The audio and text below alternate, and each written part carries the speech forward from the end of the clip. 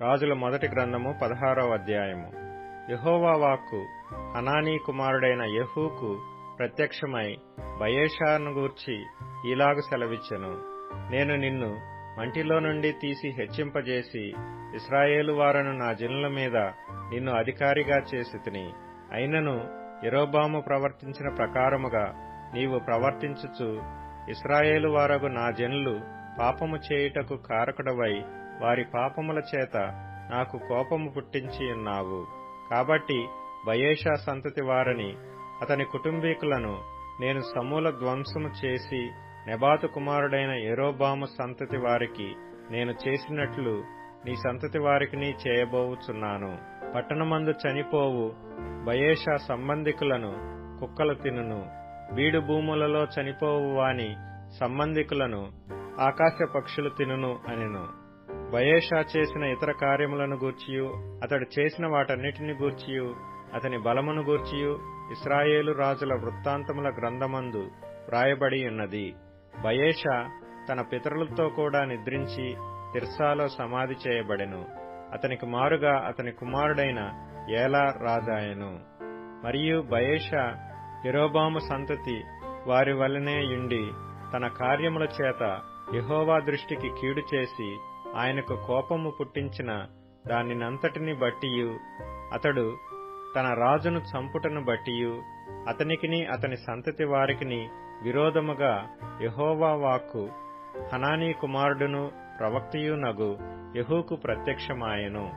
యూదారాజైన ఆసా ఏలుబడిలో 26వ సంవత్సరమున బయెషా కుమారుడైన ఏలా తిర్సాయందు ఇశ్రాయేలు వారినందరినీ ఏలనారంభించి 2 సంవత్సరములు ఏలెను. తిర్సాలో తనకు గృహ నిర్వాహకుడగు అర్సా ఇంట అతడు త్రాగి మత్తుడై ఉండగా యుద్ధ రథముల అర్ధభాగము మీద అధికారి అయిన జిమ్రీ అతని మీద కుట్ర చేసి లోపలికి వచ్చి అతని కొట్టి చంపి అతనికి మారుగా రాజాయెను.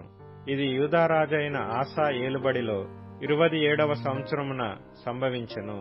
అతడు సింహాసనాసీనుడై ఏలనారంభించిన తోడనే బయెషా సంతతి వారందరిలో ఏ పురుషునే గాని అతని బంధువులలోనూ మిత్రులలోనూ ఎవరినే గాని మిగులనీయక అందరినీ హతము చేసెను.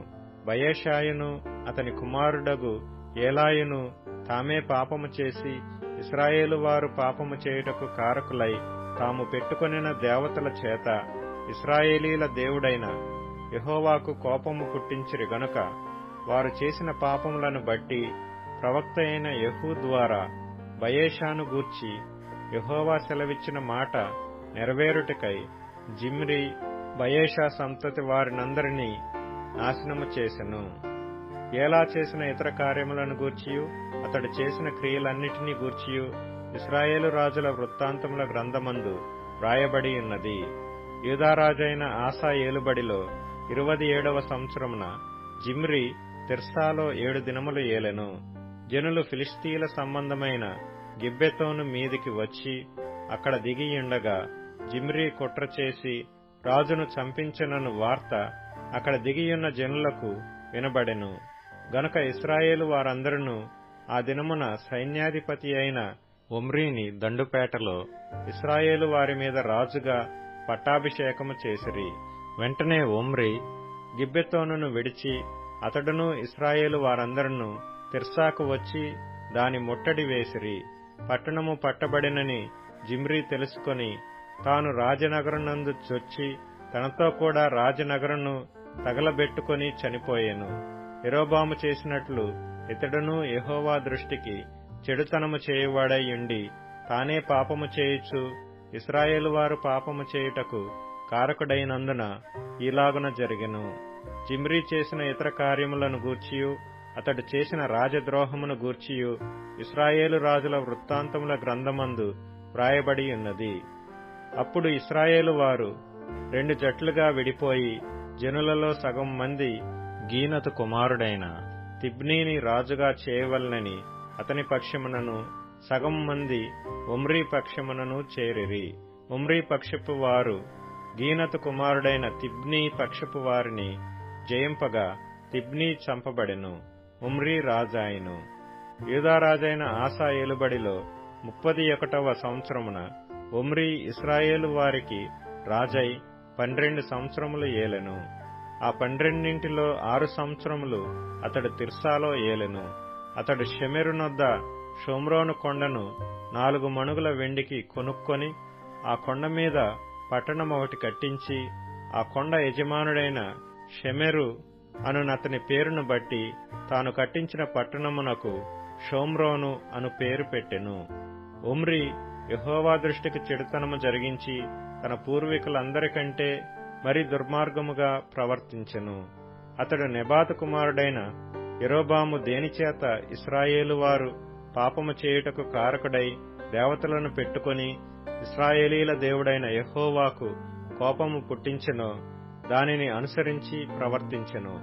ఒమ్రీ చేసిన ఇతర కార్యములను గూర్చియు అతడు అగుపరిచిన బలమును గూర్చియు ఇశ్రాయేలు రాజుల వృత్తాంతముల గ్రంథమందు వ్రాయబడి ఉన్నది.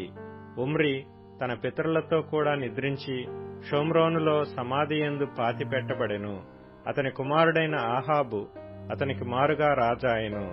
యూదారాజైన ఆసా ఏలుబడిలో 38వ సంవత్సరమున ఒమ్రీ కుమారుడైన ఆహాబు ఇశ్రాయేలు వారికి రాజై షోమ్రోనులో ఇశ్రాయేలు వారిని 22 సంవత్సరములు ఏలెను.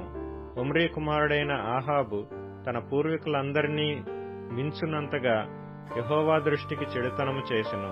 నెబాతు కుమారుడైన యెరోబాము జరిగించిన పాపక్రియలను అనుసరించి నడుచుకొనుట స్వల్ప సంగతి అనుకొని అతడు సీదోనీయులకు రాజైన ఎద్బయలు కుమార్తె అయిన యెజెబెలును వివాహము చేసుకుని బయలుదేవతను పూజించుచు వానికి మ్రొక్కుచూ నుండెను. షోమ్రోనులో తాను బయలునకు కట్టించిన మందిరమందు బయలునకు ఒక బలిపీఠమును కట్టించెను. మరియు ఆహాబు దేవతా స్తంభమొకటి నిలిపెను. ఈ ప్రకారము ఆహాబు తన పూర్వీకులైన ఇశ్రాయేలు రాజులందరికంటే ఎక్కువగా పాపము చేసి ఇశ్రాయేలీల దేవుడైన యెహోవాకు కోపము పుట్టించెను. అతని దినములలో బేతేలీయుడైన హీయేలు యెరికో పట్టణమును కట్టించెను. అతడు దాని పునాది వేయగా అబీరాము అను అతని జ్యేష్ఠపుత్రుడు చనిపోయెను. దాని గవునుల నెత్తగా సెగూబు అను అతని కనిష్ఠపుత్రుడు చనిపోయెను. ఇది నూను కుమారుడైన యెహోషువ ద్వారా యెహోవా సెలవిచ్చిన మాట చొప్పున సంభవించెను.